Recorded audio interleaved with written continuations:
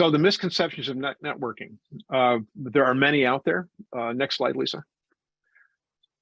So the common one that there's all these are what I hear. And certainly, Simeon, please chime in. Networking is mostly a waste of time. It was, like I have to go out and pretend, or I have to go out and pretend I like somebody or whatever. I just don't have time for this. The second one is people are either naturally gifted at it or networking, or they're not, and it's difficult to change that. It's just not true. I have several people who are introverted, and introverts can network too. And I can get into the weeds here, but I won't. But it's doable. Go ahead. Yeah. Next one, Lisa. It's inherently self-serving or selfish. Hey, what about me? Everyone's what WIIFM, what's in it for me? That's a common misperception of the last one. Relationships should form naturally. Well, over time.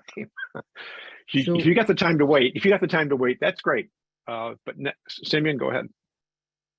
No, I was just any comments on this?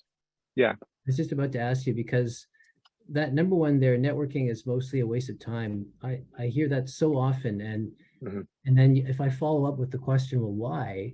A lot of folks will say, well, at the last trade show, that I went to, or the last sort of dinner that I went to, I introduced myself, I gave my business card, we traded a LinkedIn profile, but nothing ever came out of that. Why do you think people think that it's a waste of time?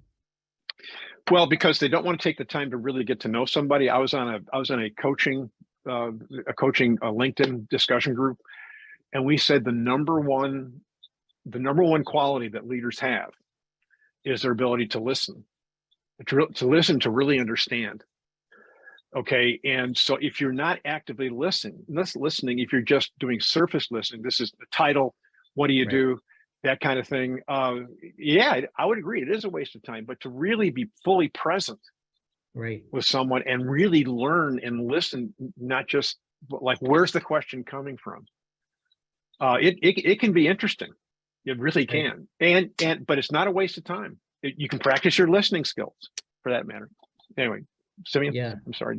And I think it probably depends on what you mean by the goal, right? Because if you define your goal to be that you're going to get a phone call the next day, no matter what, then maybe it is wasting your time, right? But if your goal is what you said, for example, is to listen and understand and maybe be of service to the other person, right? Then obviously it'll be time well spent. Well spent. What about the introvert? You mentioned this introvert.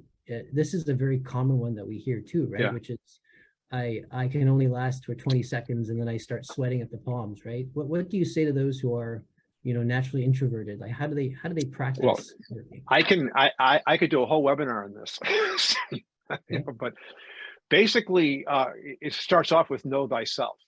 Okay, what matters to you? What and you've heard me talk about this. What are your values? And you speak through your values, and there's no wrong and right answer when you speak through your values. It just is. And that if you get into being authentic, having a real conversation, introverts have a tendency to talk about the truth, where introverts don't like it. And personally, I'm not introverted, but where they don't like it is if I have a script that I have to follow, if there's something that I'm supposed to say, like we coaches have a saying, don't shouldy all over yourself. The shoulds go out the window. Just be real and listen. Introverts can listen and figure out what's going on in the room. Right. So anyway. Sure. And the last one I'm curious about, and if anyone in the audience has any questions, please feel free to ask them. We'll respond in real time if they're relevant to the topic right now. But this idea of relationships forming naturally. Now, I've had questions asked to me before. How many times do I need to speak to someone before it becomes a natural relationship? Right. So what do you say? Is it a natural relationship if I meet you at a forum and we just kind of start, chatting? Right. If both of you are, I keep going back to what matters to you. You have to start there, and to be able to talk about what matters to you, but also find out what matters to them. Right. I know this is very general terms, and I have to tell you something. Like in all my coaching, I've got probably for 20 years I've been coaching. I've got maybe 15 clients who basically stuck around. In other words, they can. It's not really a friendship as much as we talk to each other through the values, and it really works. And our values are congruent. Right. Okay, so yeah, but if you're looking for something other than values, just like I like football too, or I like movies too.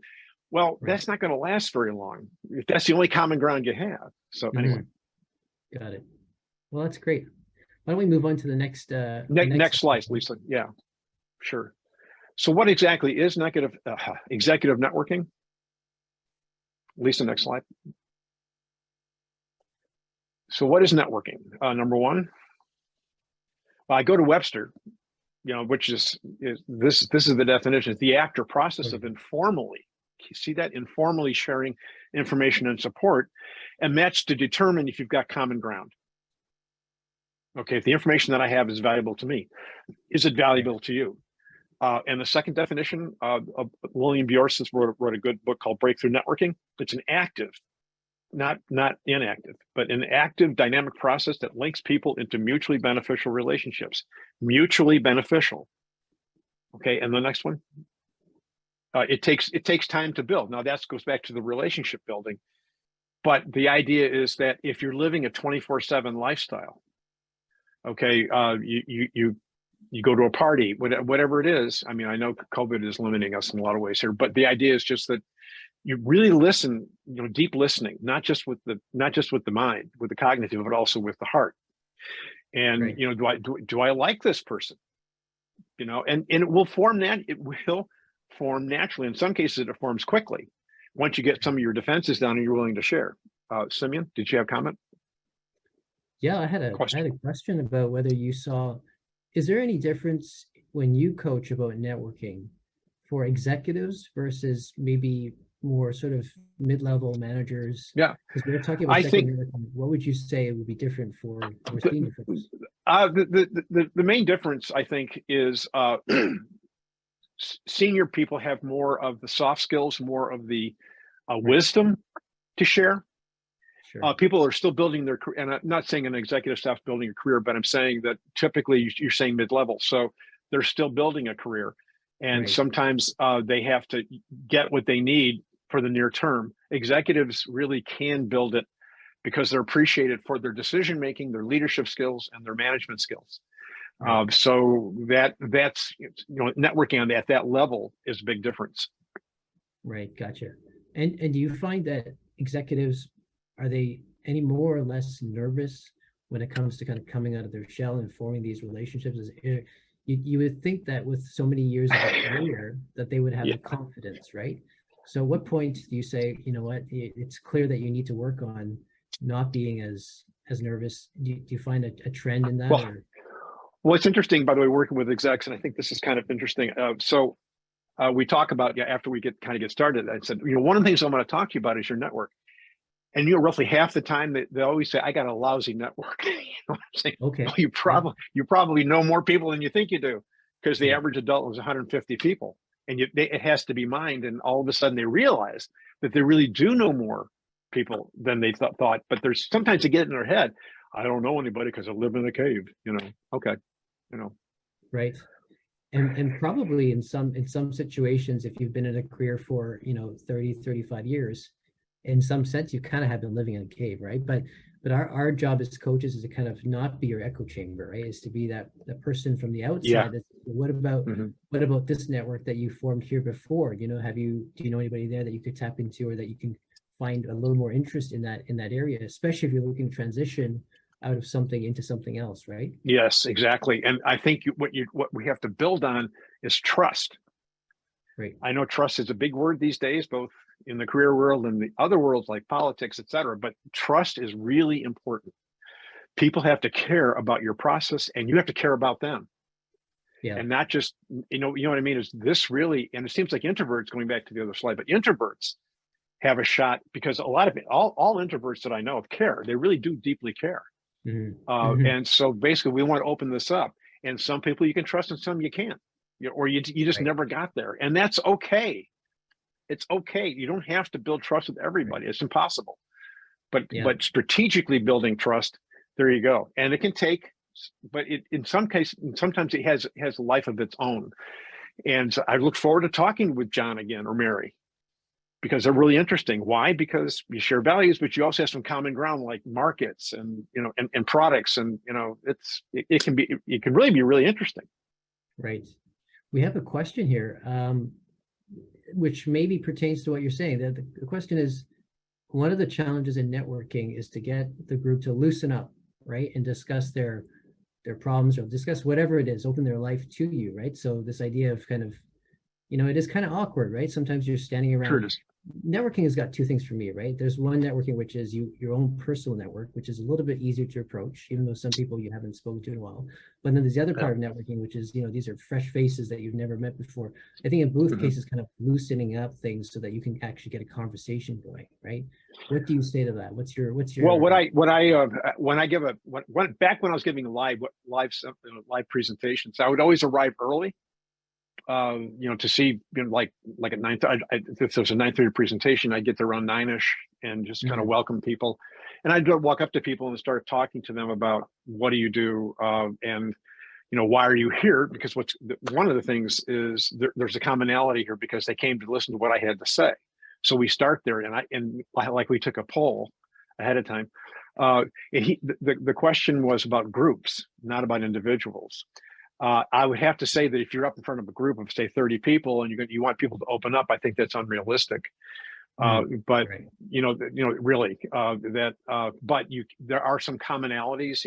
As you probably guess, I use humor sometimes to see if anybody has my sense of humor. 30,000 comedians out of work, and I'm looking for a job. But. Right. But the idea is just that you can sense it. But again, all the spotlight's on me. But I think in a group, there just haven't been a lot of, with COVID, there just haven't been a lot of live groups lately. And I think I'll address that at another time. Yeah, we'll keep going here. But I think you'll touch on it later on. Yeah. Okay. Are we going next slide now, Samuel? Yeah, sure. Samuel? Yeah. Next slide, Lisa. So why it matters. Okay, and it matters a lot. The world spins on relationships. Okay, and we all know that. I mean, we can see. I hired somebody that I knew from. It always. It when it comes down to it, it's not the cognitive or what you know or how good you are. I saw people. I was a headhunter. I would recruit people, and they say, "Hey, I want somebody that's really well known, and it's really written a book, and they're really successful." And I look at them and say, you bring this person onto the team, they're going to destroy it. Right. There was no connection. They just wanted a background. So let's go next slide. Next slide, Lisa, please. Thank you.